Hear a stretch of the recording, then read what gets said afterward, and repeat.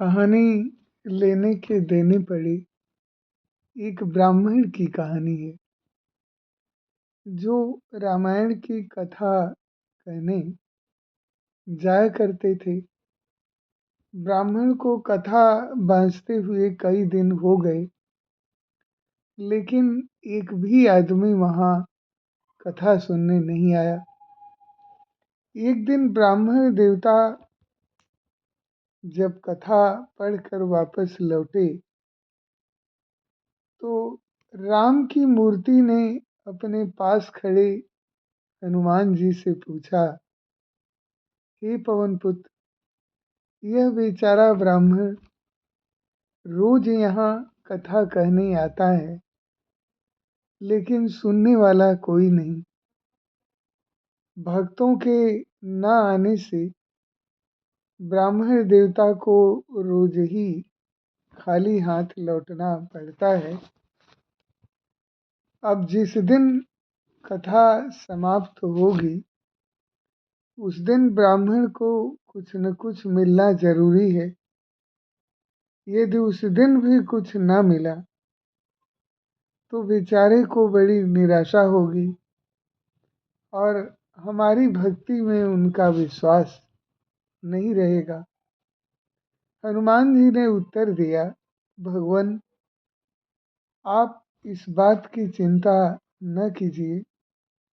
आपके भक्तों का मैं पूरा ध्यान रखता हूँ।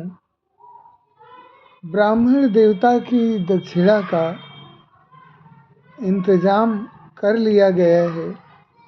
जिस दिन कथा समाप्त होगी उस दिन 1000 रुपया दक्षिणा के रूप में उन्हें मिल जाएगा। राम और हनुमान में होने वाली इस बातचीत को एक कंजूस सेठ सुन रहा था। सुनकर खुशी से उछल पड़ा। दौड़ा दौड़ा सेठ ब्राह्मण के घर पहुंचा। सेठ को अपने घर आया देख ब्राह्मण को भी प्रसन्नता हुई। पूछा, कैसे दर्शन दिए, आपकी क्या सेवा करूं?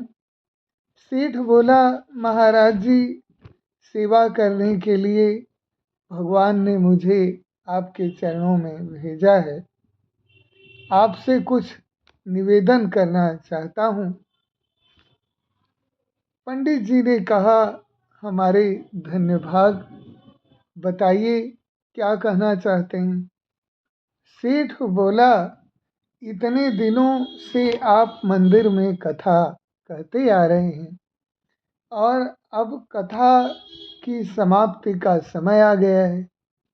इस संबंध में मैं आपके साथ ठेका करने आया हूँ। यही कि कथा की समाप्ति के दिन जो दान दक्षिणा अन्न वस्त्र आपको प्राप्त होगा वह मेरा रहा। इसके बदले में मैं आपको 500 रुपये देता हूँ। कहकर सेठ ने 500 रुपये निकालकर ब्राह्मण के सामने रख दिए। ब्राह्मण को हंसी आ गई।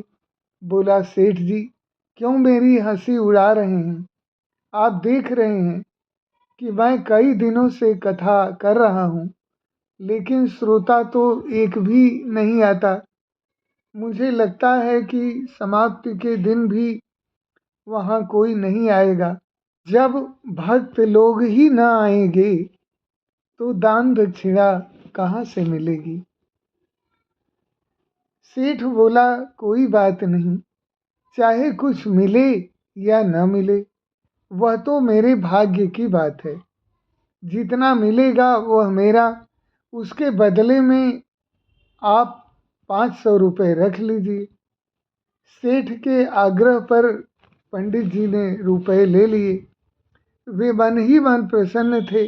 जहाँ एक भी रुपया मिलने की आशा नहीं थी, वहाँ 500 रुपया उन्हें मुफ्त में आया लग रहा था।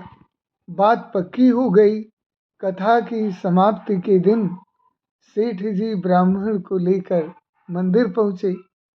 विधि विधान पूर्वक कथा प्रारंभ हुई। सेठ जी भक्ति भाव में कथा सुनते रहे। कथा की समाप्ति पर आरती हुई, लेकिन रुपया न मिला। सेठ जी ने सोचा, शायद भक्ति भाव और पूजा में कमी रह गई होगी। ब्राह्मण से बोले कि एक बार फिर भगवान की स्तुति करें। ब्राह्मण ने श्रद्धा से दोबारा स्तुति की और अपने घर लौट आए। रुपयों के लोभ में सेठ जी देर तक वहीं बैठे रहे। काफी समय हो गया, रुपया नहीं आया, तो हनुमान के आगे बार बार हाथ जोड़कर सिर झुकाने लगे।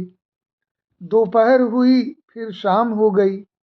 अब सेठ को रुपया मिलने की उम्मीद न रही, तो उसे क्रोध आ गया।